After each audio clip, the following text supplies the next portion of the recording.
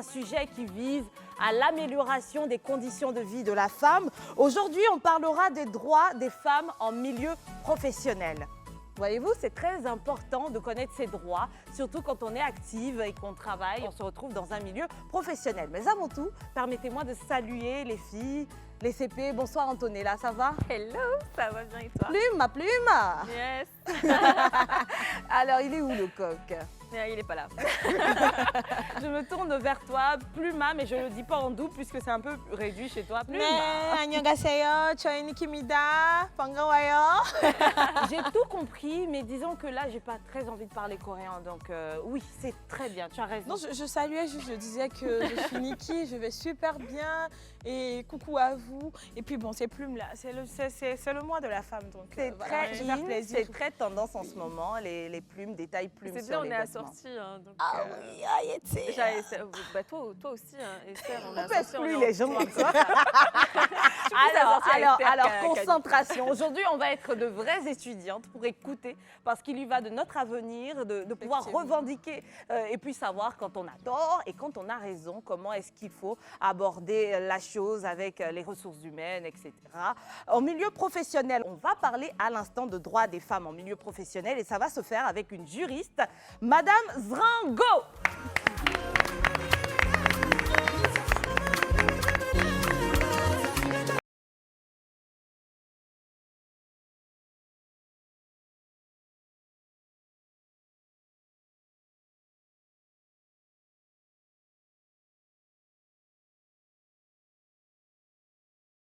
On a des CP vraiment choc. Hein. Franchement, Tellement. alors c'est Notre quoi CP juriste in, super juriste in, non? Ah Oui, ça fait la seconde fois parce que on a reçu une juriste pour parler de droits des femmes dans le milieu familial et elle était tout aussi in. Ça démystifie le truc parce que avant la juriste pour nous elle sourit pas.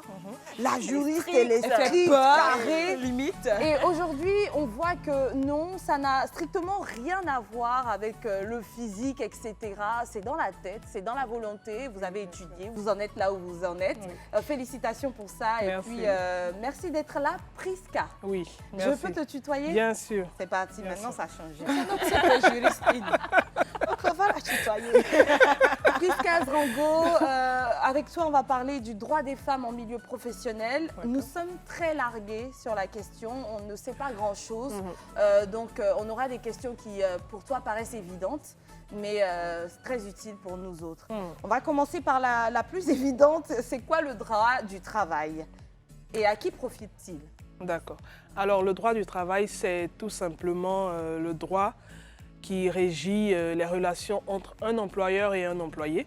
Donc, toutes les fois que quelqu'un est employé quelque part et qu'il est en face de son employeur, il y a ces normes juridiques-là qui permettent de régir leurs relations, qui permettent de protéger le travailleur vulnérable, par exemple, qui permettent de garantir les normes de sécurité au travail. Et le droit du travail encadre tout ce qui est formation, exécution et contrat de travail. Donc ça permet de ne pas aller dans tous les sens. Ça permet aux travailleurs de savoir quelles sont les normes qui le protègent contre un employeur qui pourrait éventuellement être trop pesant ou bien dans l'autre sens, à l'employeur également de connaître ses droits sur l'employé. Et donc finalement, il n'y a pas de parti pris. Lorsqu'on parle de droit du travail, il protège tant l'employeur que l'employé. Est-ce que Tout c'est à bien fait. cela qu'il Tout faut à fait. comprendre? Tout à fait. D'accord. Est-ce qu'il y a des droits spécifiques pour les femmes dans le Code du travail ivoirien? Oui, il y a des droits spécifiques pour les femmes parce qu'à partir du moment où une femme prend une grossesse, elle devient en griffe un travailleur vulnérable.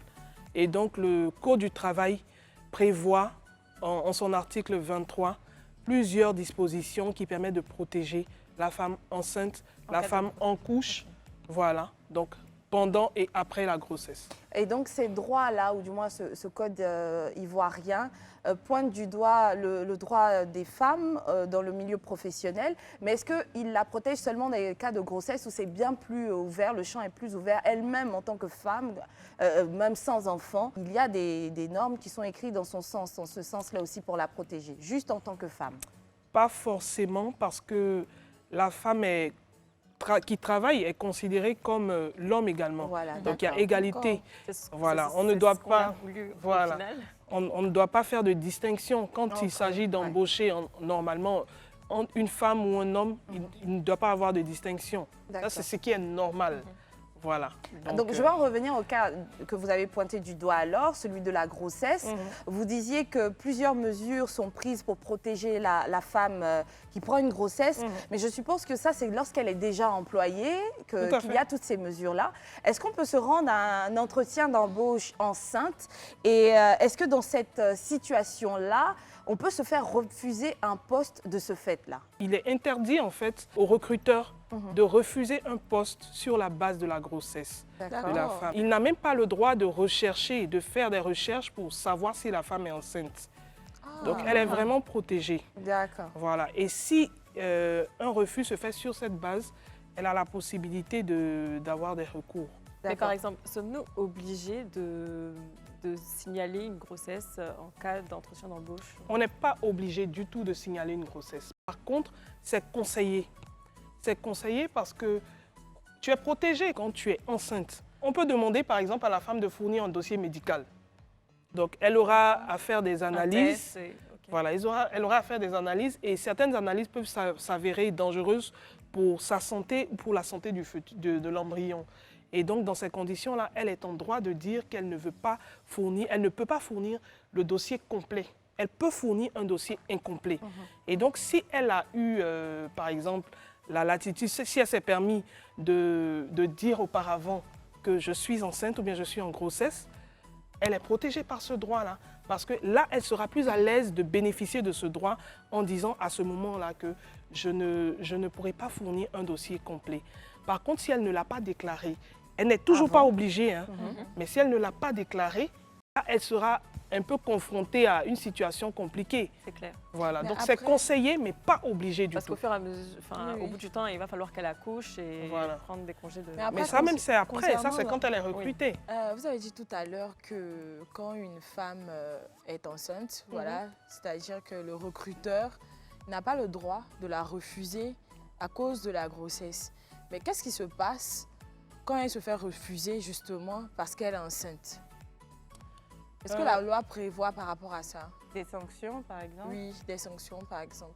Pour les sanctions, il faudrait déjà qu'elle commence par prouver qu'il s'est basé sur sa grossesse pour refuser l'emploi. D'accord. Voilà. Ce qui est établi et qui est clair, c'est lorsqu'elle est déjà employée et que l'employeur la licencie. Pas forcément, oui, abusivement, ou bien la licencie sans savoir qu'elle est enceinte. Là encore, même elle a un recours. Elle est capable d'établir que la grossesse est là. On peut annuler le licenciement. S'il n'y a pas de faute lourde. S'il n'y a pas de faute lourde. Si on veut résumer un peu, que dit la loi concernant les femmes qui portent une grossesse pendant qu'elles sont salariées? Quelles sont les mesures de protection de la femme enceinte salariée? En tout cas, il y a beaucoup de mesures. Déjà, à partir de la grossesse, elle est protégée en ce sens que si elle veut rompre le contrat, elle peut le faire sans préavis. Elle bénéficie des indemnités de rupture de contrat. Parce qu'on considère qu'une grossesse pourrait susciter une certaine incapacité à travailler, donc c'est libre à elle de juger qu'elle voudrait arrêter le contrat et immédiatement. Et elle bénéficie néanmoins des indemnités de rupture de contrat. D'accord. Voilà. Et dans le cas du congé de maternité, comment c'est organisé? Combien de temps ça peut prendre? À quel moment ça se prend en charge au fait? D'accord. Le congé de ça prend maternité, effet. Le congé de maternité est de 14 semaines. D'accord. Donc, il se prend 6 semaines normalement avant la date prévue d'accouchement et 8 semaines après cette date-là. Ok. Donc, ce qui se passe, c'est que souvent, certaines femmes prennent leur congé de maternité les 6 semaines avant et puis la date prévue est dépassée. Le terme prévu est dépassé. Donc, quand c'est comme ça, elles ne bénéficient pas entièrement parce qu'après, à la reprise, le bébé est encore tout petit. Mais dans ces cas-là, ils ne font pas une exception? La loi ne prévoit pas d'exception. Mais en pratique, voilà, les choses se passent comme en pratique. D'accord.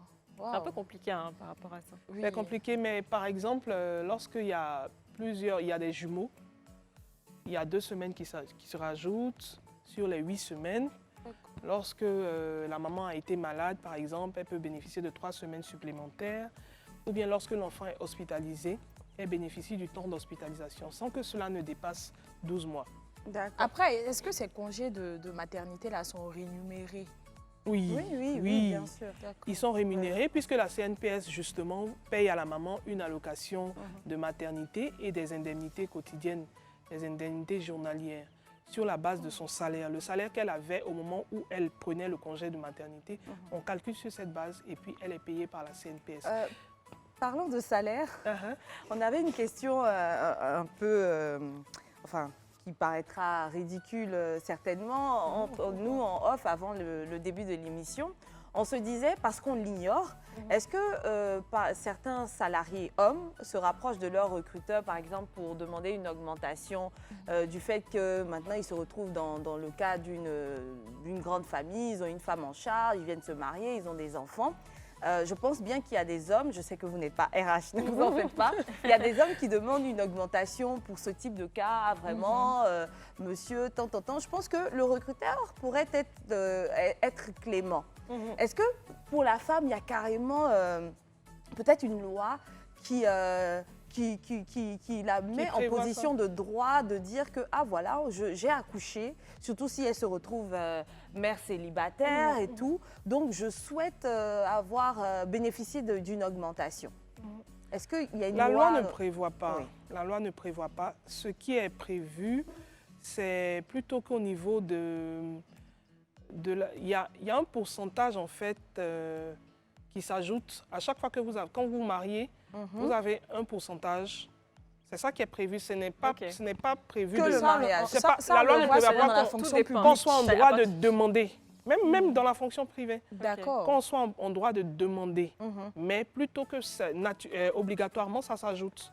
Donc, vous passez si vous étiez par exemple à 0,5, ça passe à 1. Ensuite, avec un enfant, ça fait 1,5, 2, ainsi de suite. D'accord, c'est Donc, pas que ce mal. soit l'homme ou la femme, Que ce soit l'homme ou la il y a femme. des avantages. Voilà, il y a des avantages. Mais après, en entreprise, est-ce qu'on est obligé d'embaucher autant d'hommes que de femmes?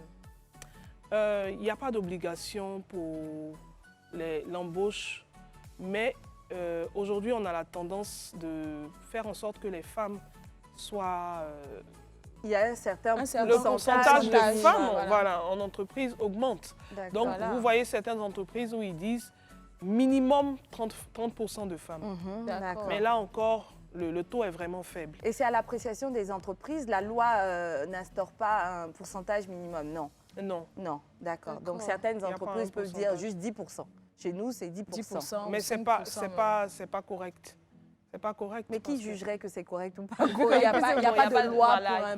pour fixer ou Moi, je sais que interdire il me un tel nombre semble de bien, pourcentage. du moins qu'en Europe, ils fassent des efforts à ce Oui. niveau. Mais ça va au-delà du genre, ça va également vers la race, ça va également vers les tendances sexuelles. Oui. Donc, on essaierait d'avoir assez de femmes, d'hommes, assez de noirs, de blancs. en tout cas dans une société où les En tout cas, on les fait noirs tout sont... pour éviter ont toute leur discrimination. Mhm. Voilà, on fait tout pour éviter toute Donc discrimination. la au meilleure milieu manière de professionnel. procéder serait de faire 50% de femmes, 50% d'hommes. En principe, ce serait l'idéal. Peut-être que l'idéal. ça dépend également de l'activité dont il est question. Parce que, bon, si on se retrouve, je ne me permets pas de dire que les femmes ne sont pas qualifiées, Oui, oui, capables. après, ça dépend aussi des mais compétences. franchement, on est en train de parler, par exemple, du secteur...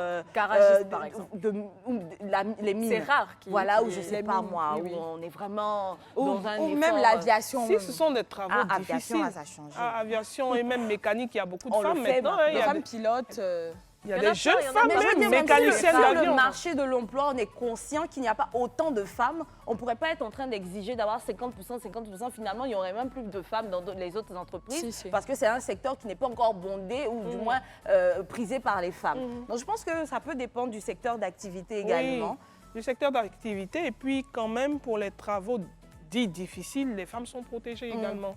Dans quel sens elles sont protégées, par exemple Dans le sens où, par exemple, si elles sont mutées ou bien si elles sont à un poste où le travail est compromettant, en griffe ou bien fatigant, elles peuvent être mutées ailleurs.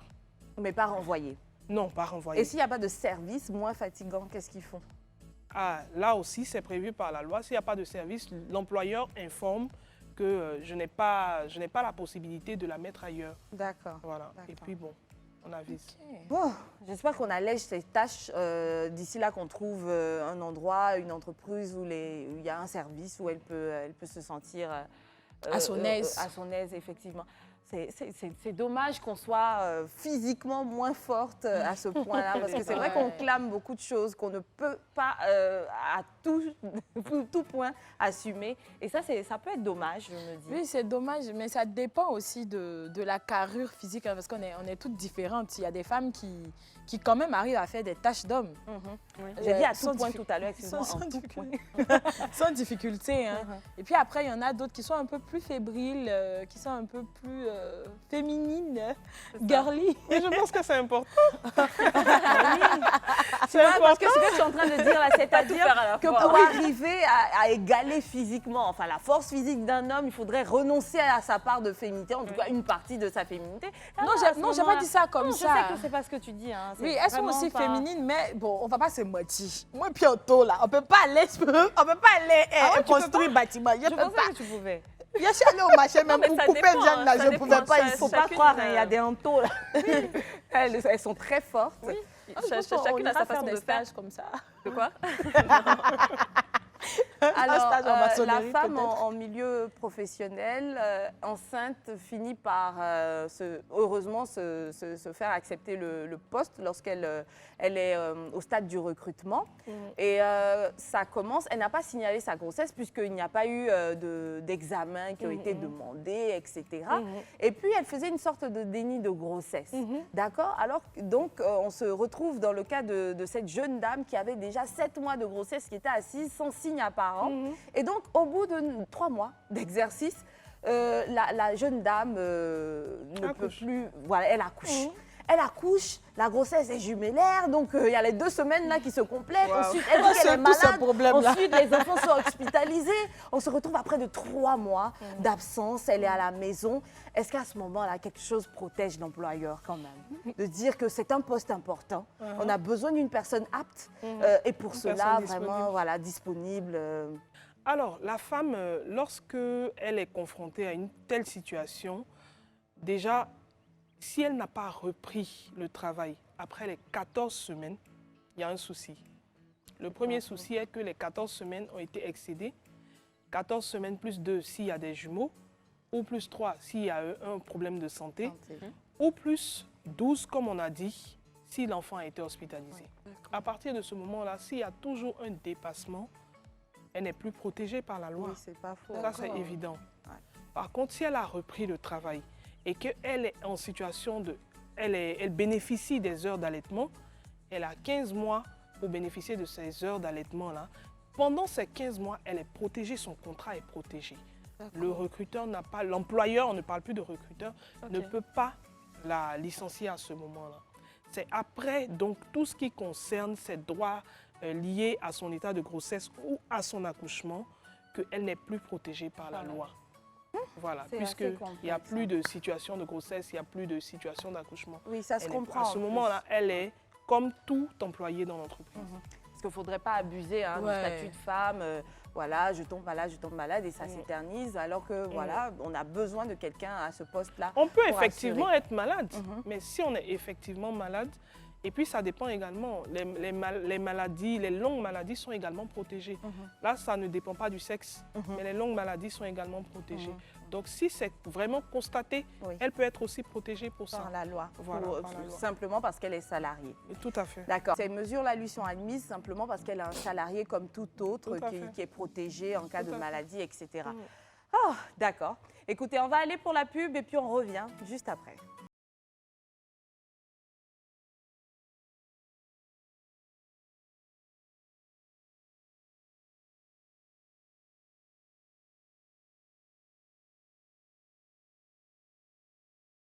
De manière mais vraiment mais je me suis même pas démanchée.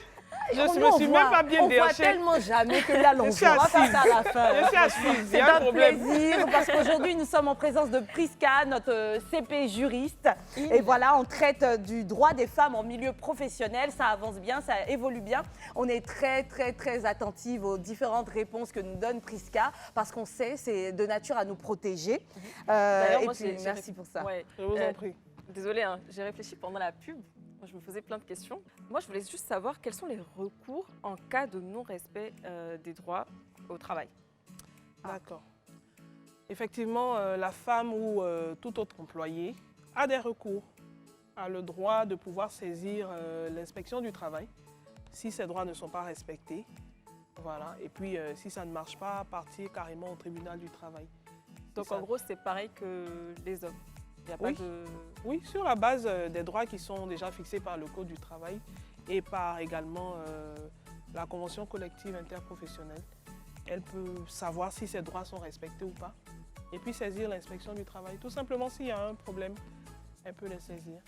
Maintenant, si c'est dans une entreprise également où on a des délégués syndicaux ou bien des délégués du personnel, eux également, ils peuvent être des premiers recours avant de partir en externe.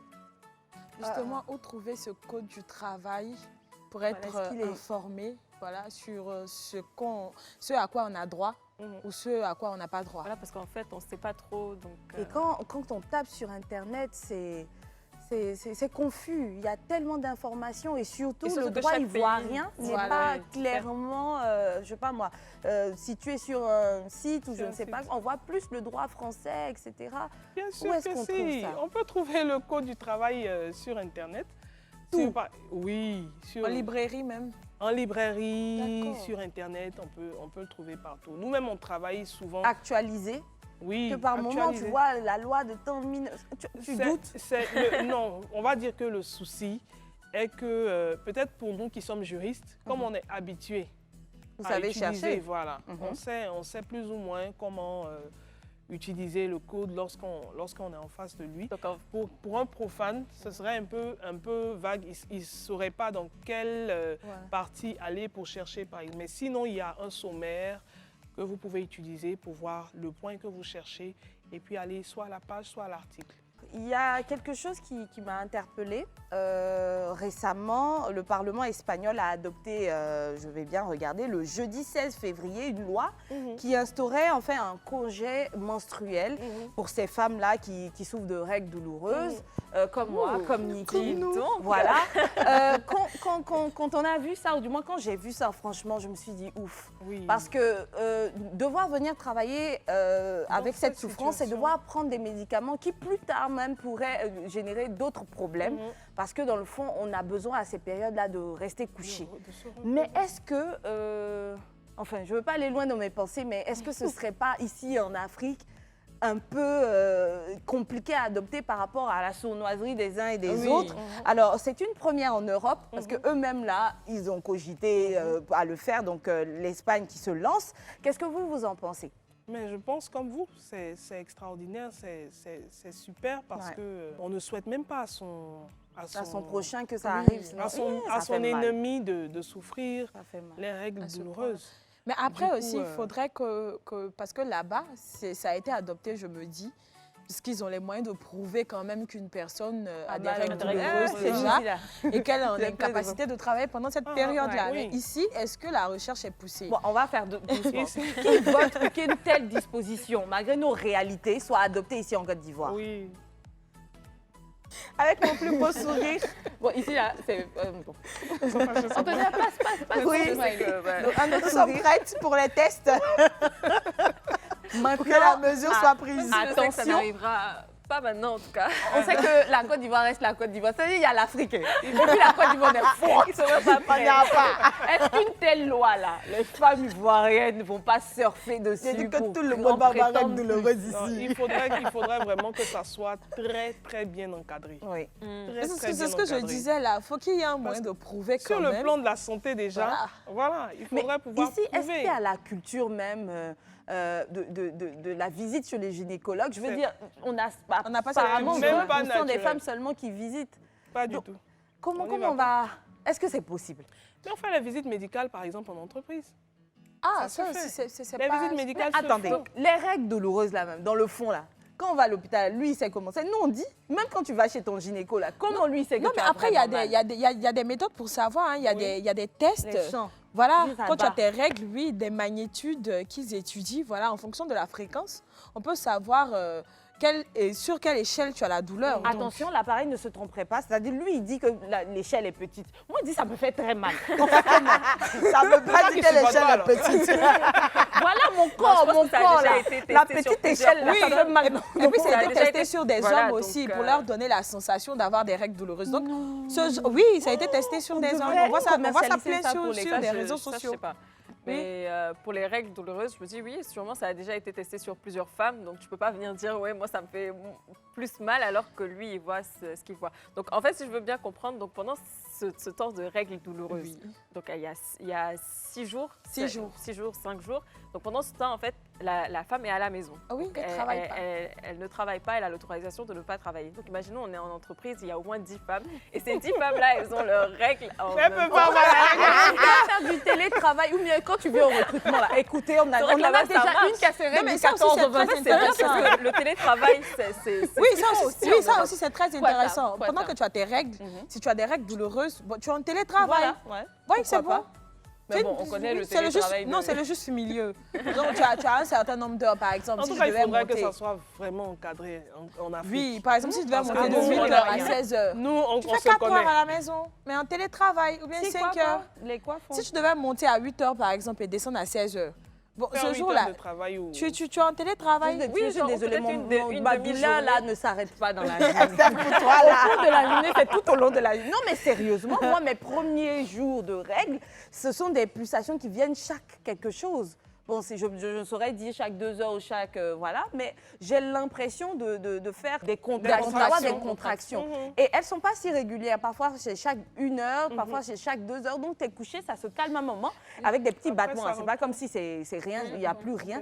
Et puis après, ça remonte, tu t'attrapes comme ça. Et puis, Et puis après, il y a Ah, de longs c'est pas moments. Il y a facile. de longs moments où tu as l'impression que tu fais 3 minutes ou 4 minutes comme ça dans la douleur. Tu Oui, t'accroupis, tu ouh attrapes là quelque chose. là. Tu sais même Des plus fois, où te tu mettre. peux même plus marcher. Oui. Ouais.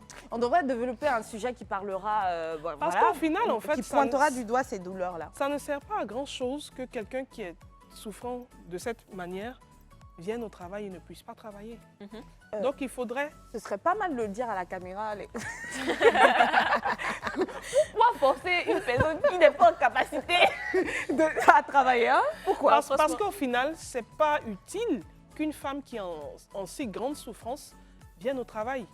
Bon, je Voilà. pense qu'il Et là, dirait il que... sera pas productif. on a, non, mais il te dirait on préfère se contenter de 40% de sa productivité plutôt que rien en la laissant rester à la maison comme ça. Bon, je pense que après, c'est sur cette après base. malgré nos différences physiques aussi, avec les hommes, voilà, après, malgré nos réalités, on a voulu vraiment être au même pied d'égalité. Donc, Mais Par la contre, réalité ton nous truc, là, rattrape. oui, la réalité c'est nous pas ça rattrape. son appareil dont elle parle. Là. Dès que le patron parle, tu viens, tu me sais que vous-même regardez comment ça fait mal.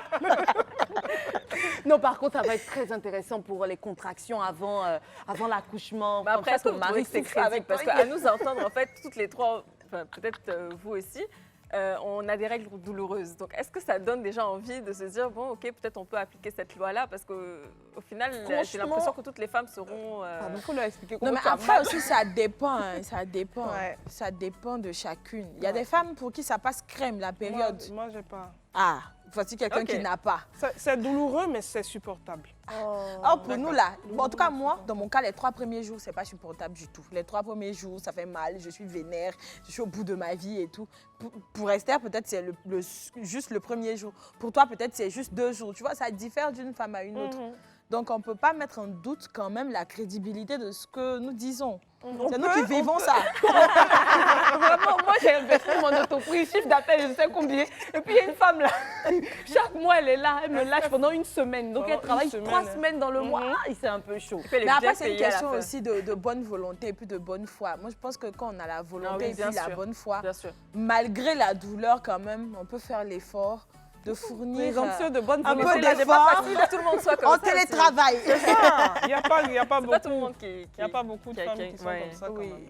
C'est un sujet passionnant, vous le savez, on parle du droit des femmes en milieu professionnel. Excusez-nous d'aller dans tous les sens, mais on a 1000 préoccupations. On aimerait donner tout ce qu'on a en nous pour nos recruteurs. Franchement, on veut donner tout ce qu'on a. On veut performer au travail, le désir est ardent.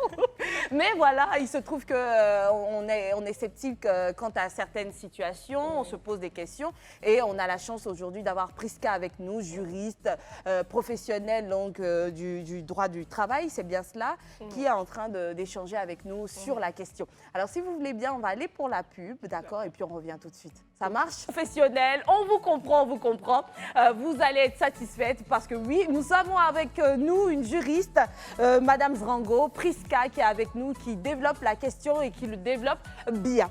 Mais là, on le sait, on parle du droit du travail. Donc, qui dit droit du travail, en plus de demander le professionnalisme d'une juriste qui pourra nous situer, demande également le concours d'une RH. Donc, ce que j'ai pris comme initiative, c'est d'aller à la rencontre d'un professionnel en ressources humaines dans une entreprise de la place. On va regarder. En tant que RH, est-ce que la parité du genre est une norme respectée? Ce que je peux vous dire, c'est qu'en Côte d'Ivoire, notre pays a ratifié les accords de l'ONU. Notamment, nous avons au niveau de l'ONU un programme qui s'appelle Programme 2030, où 17 objectifs de développement durable ont été identifiés pour sauvegarder la planète. Des objectifs en lien avec des normes environnementales, des normes politiques, des normes humaines. Et l'objectif numéro 5 est dédié à l'égalité entre les sexes.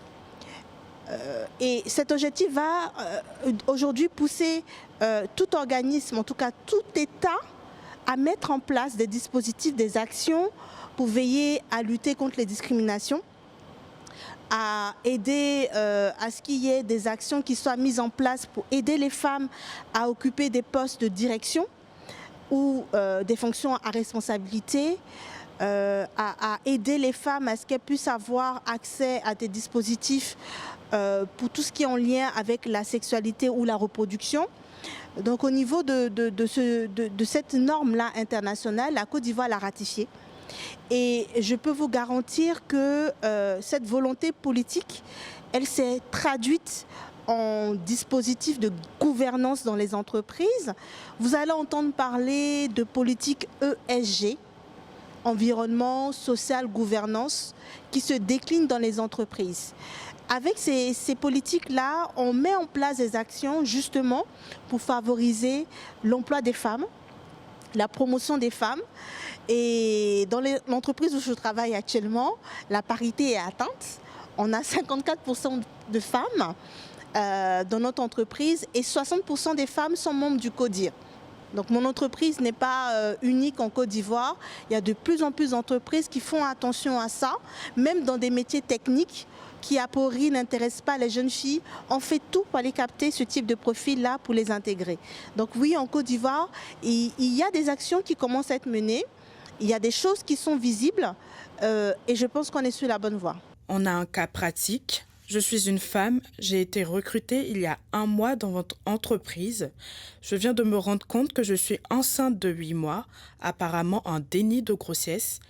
C'est une grossesse gémellaire à risque, ce qui fait que je dois automatiquement cesser de travailler. Entre la grossesse, les congés de maternité prévus et autres, je dois être absente 6 mois, alors que je suis à un poste à responsabilité. Est-ce que je peux perdre mon travail ? C'est un bon cas pratique. Dans le cas que vous avez donné, vous avez mis en avant 3 éléments. 1, la collaboratrice est en état de grossesse. 2, elle occupe un poste à responsabilité. Et vous avez donné des informations sur la durée de son absence. Par rapport à cette situation, tout va dépendre du type de contrat de la collaboratrice. Si elle a signé un contrat à durée indéterminée, un CDI, son poste n'est pas menacé dans le sens où elle pourra tranquillement partir pour son congé maternité et réoccuper sa fonction à son retour. Il n'y a rien qui dans le Code du travail, stipule que lorsqu'une collaboratrice est en état de grossesse, que son contrat doit s'arrêter. Cependant, si la collaboratrice est en CDD et que la durée de son contrat est inférieure à la période d'absence, l'entreprise peut décider à la fin du contrat de pourvoir le poste avec une autre personne. On n'oblige pas l'employeur à maintenir le poste si le contrat est à durée déterminée.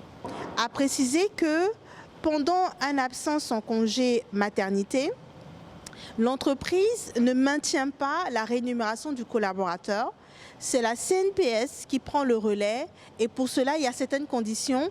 Il faut que la personne ait déjà travaillé en tant que salariée au moins 3 mois. Donc, elle est cotisée à la CNPS 3 mois pour que la CNPS puisse prendre le relais. Sinon, le poste est maintenu, mais ça va dépendre du type de contrat. Avez-vous déjà entendu parler des congés menstruels? Qu'en pensez-vous personnellement? Et en tant que RH, pensez-vous que c'est adapté à nos réalités en Côte d'Ivoire? Alors effectivement, j'ai entendu que c'est l'Espagne qui a ratifié le congé menstruel qui permet aux femmes qui ressentent des douleurs, notamment des douleurs liées à des maladies telles que l'endométriose, puissent bénéficier d'un congé menstruel. Donc la durée peut varier et est validée par un médecin qui certifie que la patiente nécessite un temps de repos pour gérer ce moment de douleur. Personnellement, en Côte d'Ivoire, puisque nous sommes en Côte d'Ivoire, j'ai du mal à pouvoir voir la faisabilité de ce dispositif-là. En tant que femme, il est effectivement des fois difficile de gérer cette douleur, mais dans les projections, je me dis comment ça peut être suivi puisque c'est censé être cadré par un médecin. Je ne sais pas si vous savez combien de gynécologues nous avons en Côte d'Ivoire. On a un peu plus de 14 millions de femmes, il y a moins de 1000 gynécologues. Donc pour ce dispositif-là qui doit être cadré par un médecin, est-ce que les gynécologues sont, on va dire, dimensionnés pour pouvoir recevoir mensuellement un volume de femmes qui veut pouvoir se faire constater qu'elles souffrent? Est-ce que notre dispositif de santé est cadré pour les consultations, pour les analyses, pour les soins, pour les diagnostics? Malheureusement, on en est un peu loin.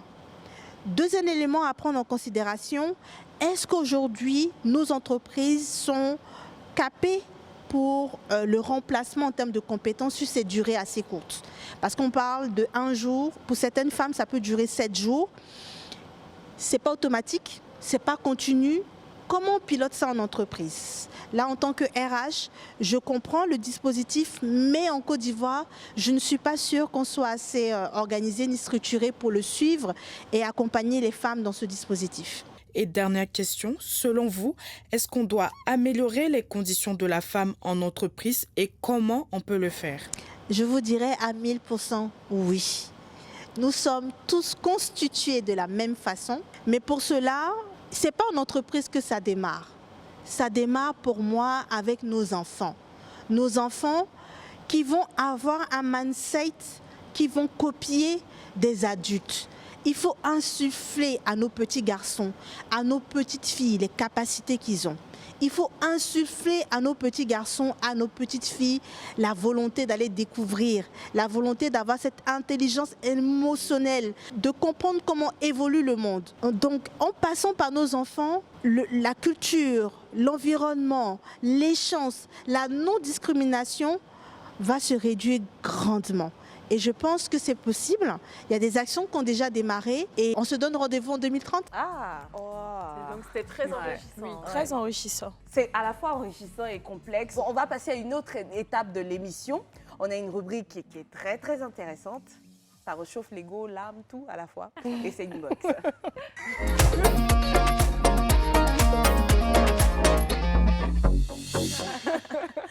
Inbox, comme son nom le dit, c'est un moment d'échange, un moment où on reçoit des messages de la part de personnes qui ont adhéré à la communauté, laquelle, celle du club, comme vous. Puis on prend un bon plaisir comme ça à lire les différents messages qu'ils nous envoient. On va le faire dès maintenant. Oh, c'est un le poteau. club, j'aime vraiment l'émission, j'ai beaucoup d'admiration pour vous, il y a toujours de la bonne humeur dans votre émission, en particulier Tata Niki, qui a fait la même classe que ma sœur au collège Anador. Bisous à vous. c'est mignon. C'est Enoch Guédé. Ouais, j'arrivais pas à le Waouh! Tu as fait Anador au moins. Oui, j'ai fait Anador Yopougon. J'étais même présidente de promotion terminale, présidente du conseil scolaire, présidente du club d'histoire, présidente du club d'anglais. Ah! Ouais. C'est quoi ton surnom? Nick? C'est un cumul de J'étais la président. star C'est un de cumul l'école. de postes. C'est vous qui faites Elle a que été les gens ne pas présidente de travailler au tout. même Je te dis vraiment, Clairement. franchement, il y a tellement longtemps, je me souviens plus de son nom, mais si elle peut envoyer une photo, voilà, ça Ça va faire me plaisir. fera trop plaisir. Ça fait trop plaisir. On a un autre message, rassurez-vous. Salut les tatas, moi c'est Alissa, je suis à Cocody Riviera Golf, tout juste derrière Live TV. Ouh. À 14h, je suis calée, vraiment j'aime l'émission et j'aimerais être relookée par Niki la Rosa de mon cœur. Je vous aime toutes. Tata Esther, Tata Antonella et ma tata Niki, à moi, je te kiffe grave. Que le Seigneur vous garde aussi longtemps et que l'entente règne toujours entre vous. Gros bisous à vous toutes. Trop de love pour vous. Bisous, Amen. cœur. Oh, on Merci beaucoup pour t'adore. la Alissa, prière. Merci beaucoup. Niki la Rosa, oui, j'adore. Je vais utiliser ça maintenant. Tu as plein de surnoms. Est-ce qu'on vous a aussi donné des surnoms comme ça à l'école ou même maintenant, peut-être qu'on ne sait pas, hein? Juriste là, juriste là. Maître. Maître, Ça, très en fort. général, c'est quand on est en maîtrise ou bien quand voilà, c'est plus les proches. Voilà, comme eux, ils n'ont pas forcément. Bon, mon oncle même qui est même appelé comme ça, il avait fait la maîtrise aussi, mais il dit que pour ceux qui ont fait le droit en général, il m'appelait quand il me voit maître. Mais chapeau bas à vous, hein. Franchement, c'est pas facile. Mais je pense qu'on fait pareil, hein, que vous autres, oui. Oui, je trouve Puisque aussi. c'est le même nombre d'années, juste que, Mais après, donner les puisque chez surnoms, nous, on là, lit c'est un art. beaucoup. On lit vraiment beaucoup. C'est tout ça qui n'est On pas est obligé facile. de lire. Et on doit retenir ce qu'on lit. c'est Oui. ça. Alors, un dernier message pour notre plus grand plaisir. Bonsoir les tatas du club, moi c'est Sally et je vous écris depuis Boaké. J'adore vraiment votre émission, vous ne pouvez pas savoir à quel point vos thèmes sont enrichissants, instructifs et intéressants. Je vous aime fort, plein de bisous, plein de cœur, cœur, cœur, cœur, cœur. Je vous aime beaucoup Esther avec son intelligence qui va avec sa beauté. Antonella avec sa gentillesse qui se voit sur son visage, oh, c'est mignon. Et Niki, tu es une femme très forte et courageuse, tu es unique et tu... tout d'un exemple à suivre, mais bientôt il y aura beaucoup de Niki parce qu'on va se battre fort comme toi. On sera courageuse et fière comme toi. Bisous. Vous allez me faire Nicky, pleurer. on dirait que c'est nous ici, on te néglige. hein. Parce que Oui, dans mais le fond, vous c'est me négligez, vrai. franchement, parce que je suis une personne vraiment adorable, courageuse et tout. Je vis au quotidien Faut pas ma pleurer, passion et puis j'arrive à surmonter mes complexes. Franchement, ça me fait... Je ne veux pas pleurer. Quel courage. Non, franchement, ton message est vraiment adorable. Oui. Franchement, waouh. Très Il est beau complet, message. ça fait plaisir du moins et puis ça encourage à continuer. Oui, je veux plein de Niki partout. Oui, je veux. Elles sont supportées. Professionnellement, plein de Niki à vous. Allez, prenez le doigt où. Voilà. Et puis humainement également. Tu es une femme géniale, gentille. C'est vrai. Hein. Voilà, on est désolé pour ce petit moment là. On s'est fait plaisir 2 secondes. Ça fait du bien de recevoir des messages comme ça, des messages d'amour surtout. Ouais. Ouais. Elle est belle en plus. hein. En tout cas, merci pour tous ces beaux messages. Et puis, si vous voulez continuer aussi d'envoyer plein de messages comme ça sur le WhatsApp du club, qui est le 07 99 24 24 24. Comme ça, on aura la possibilité de vous voir en photo et même d'avoir des petits messages d'amour de vous. J'ai un toujours thème. plaisir. Le droit qu'il faut à tout prix créer. Entendez par là les volontés, les désirs des unes et des autres. On a un magnéto, une vidéo, une copie de vidéo où elles disent ce qu'elles aimeraient comme droit qu'il faut à tout prix créer. On regarde ensemble. Nous avons entrepris aujourd'hui de nous rapprocher de la population pour connaître le droit ou quels sont les droits qui n'existent pas mais qui devraient l'être. Selon toi, quelle est la loi ou quels sont les droits qui n'existent pas jusque-là en faveur des femmes mais qui pourraient l'être, qui pourraient être appliqués et exister? La femme a droit à tellement de choses, mais on la voit plus en second plan. Et aujourd'hui, même lorsqu'on parle de célébrer les droits de la femme, les femmes voient ça plus comme une fête. Alors qu'au jour d'aujourd'hui, elles doivent réaliser que si on parle de droits de la femme, elles doivent saisir cette occasion-là pour pouvoir dire oui, j'ai droit à tel nombre de choses. Oui, il faille qu'on me célèbre, mais pas seulement comme une fête, mais plus pour m'inciter ou inciter mes autres sœurs à se prendre en charge, etc. C'est un peu ça. Une loi que tu rêverais de voir appliquée? Moi, ce que je peux dire, c'est que de nos jours, on voit que le droit est plus en faveur de femmes. D'accord? Et on est plus ou moins défendu avec des nouvelles organisations qu'il y a et tout. D'accord? Mais bon, souvent c'est au niveau du travail. Lorsqu'on va souvent postuler dans certaines entreprises où on nous fait souvent des propositions vraiment pas décentes. Voilà. Et j'aimerais vraiment qu'il y ait, disons, une norme pour nous protéger. Et pour nous protéger, voilà.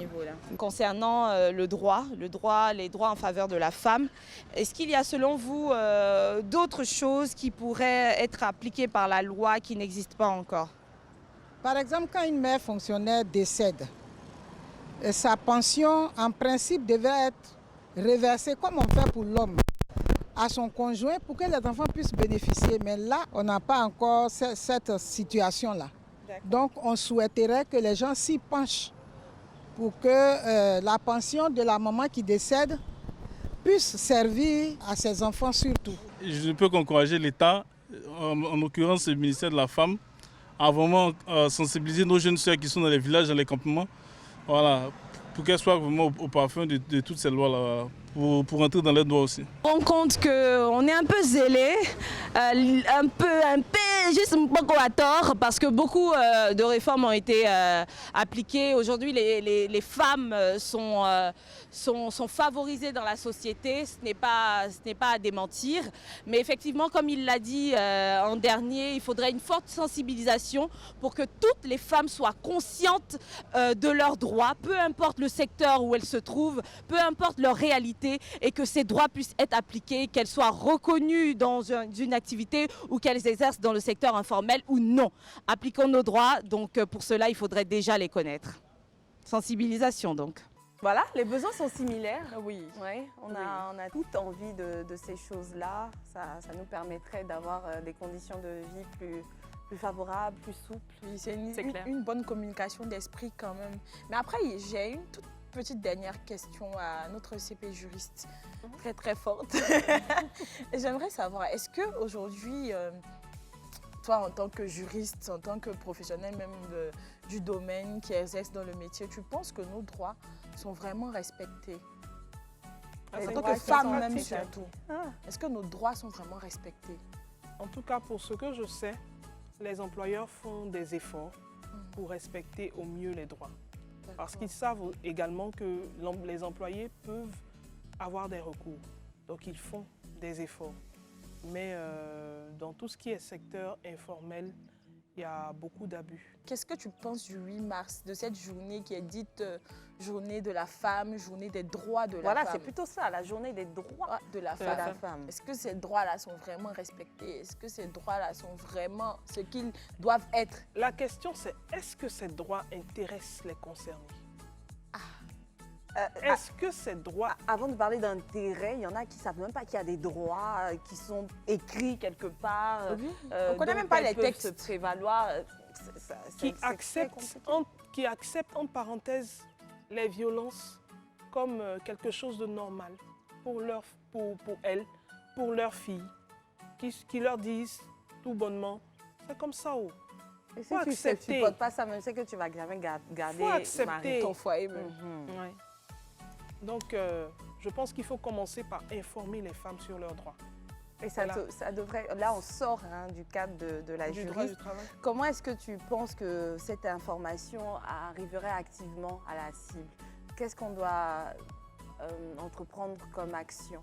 Parce que je pense qu'on a essayé, ils ont essayé différentes des actions comme ce que vous êtes en train de faire aujourd'hui. Oui, nous, on fait ce qu'on peut. C'est pas mal quand même. Là, maintenant, la balle est dans votre camp. Visuelle. Je ramène la balle dans votre camp. Donc, il y a ça, c'est une bonne idée. Oui, c'est vrai qu'on en parle très souvent le 8 mars, mais rarement les autres jours. Mais tout à fait. À part ça, qu'est-ce qu'on peut faire après, par exemple, une émission comme ça? On peut faire des conférences, gratuites, aller même dans des marchés. Est-ce que vous porteriez volontaire?